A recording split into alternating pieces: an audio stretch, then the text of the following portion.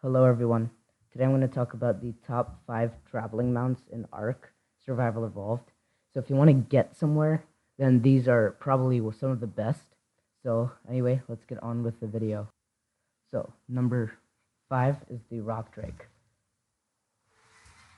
5 is the Rock Drake. They're very, very agile. Probably the most agile creature in Ark. Because of they're really fast and they're really good stamina. They have a tech saddle. Their ability to glide and climb.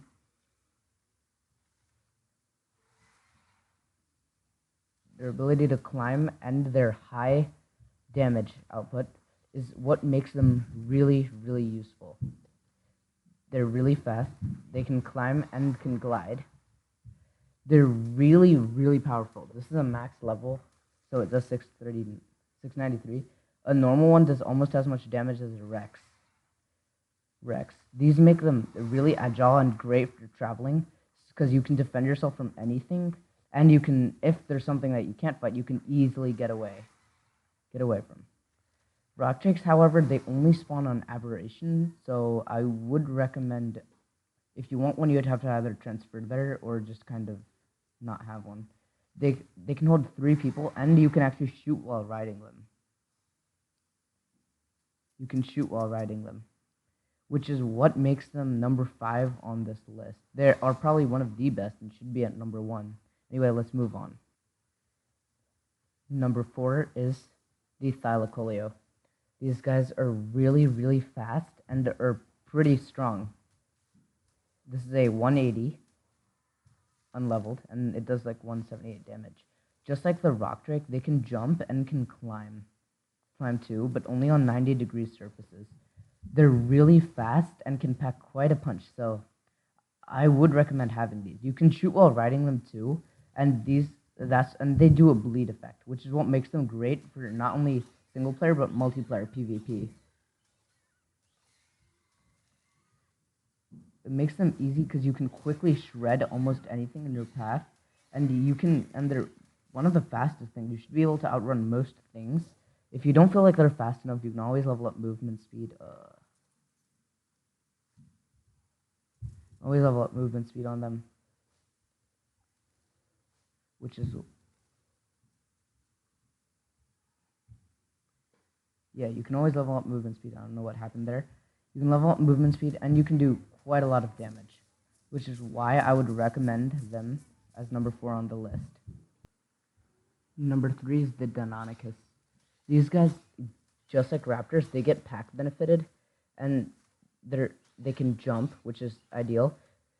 They have a lot of stamina and are pretty fast. And just like the Thyla and Rock Drake, these guys can climb too, but not in the normal like climb up pattern. They climb more like the climbing picks, where they have to kind of like latch on. It's kind of awkward to climb with them, but I guess in an emergency you can kind of use them. Climbing with them is really awkward, so I wouldn't recommend doing it. And they don't take any fall damage at all. 0. So they're pretty strong, and they can do a lot of damage. They do so much damage that they're actually good for boss fights. They're good. They're used for a lot of boss fights, and they're pretty powerful creatures with their ability to fly. And they have a special ability where if they're close enough, if you see this icon, I can't do it, it's really weird, but if you see that icon, you can kind of latch on. If you see that icon, you can latch on to their leg. I don't know why it's not working. Yeah, it's really weird, but you can kind of latch on to the creature if you want to. Yeah, like this. You can latch on and fight while latching onto it. Plus, they do a bleed effect, which makes them really strong. So this one's out of stamina, but if you're using one of these, I would recommend pumping a little, not really movement speed, but I guess a little bit, like get it to that. But mainly I would put melee damage. These guys are pretty strong and have a lot of health, and you can only tame them on Baryonyx though, and you have to steal their eggs. You can't tame them like a normal thing. They are bowlable, so if you do want to kill them, I guess you can. Anyway, that's number 3. Let's move on to number 2 on the list. Number 2 is the Baryonyx. The reason this made it to the list is because it's like the Sarco is really fast in the water, and the Caprosuchus has a really strong attack on both land and water. But the reason the Baryonyx made it instead of those two is because of its ability, its really quick agility in between land and water. They can jump, but instead of like a high jump like the other guys, it's more of a long jump. And these guys aren't the strongest creatures in the game. They can't pack the most damage ever, but because of how small, how thin and small they are, right? And they're really fast in the water. How fast they are in the both water and land. They make it to number 2 because they can be used in caves. In caves, they can be used in tough situations. They can be used in caves. They can be used for water, anywhere in water, and they can be used for some basic land stuff. Obviously, the Thyla, the Rock Drake, and the Deinonychus are much better for land, but you can use these guys if you really have to for land purposes. I guess their main use would be for the water, so if you want to do anything in water, I would recommend taming one of these guys.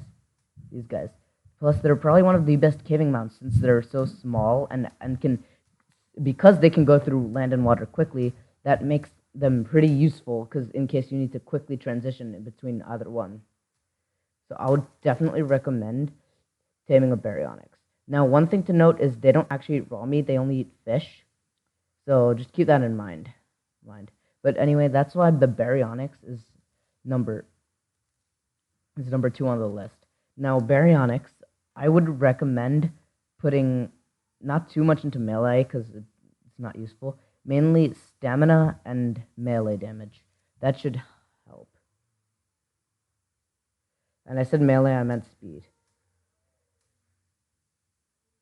Pretty much, I would recommend using the Baryonyx.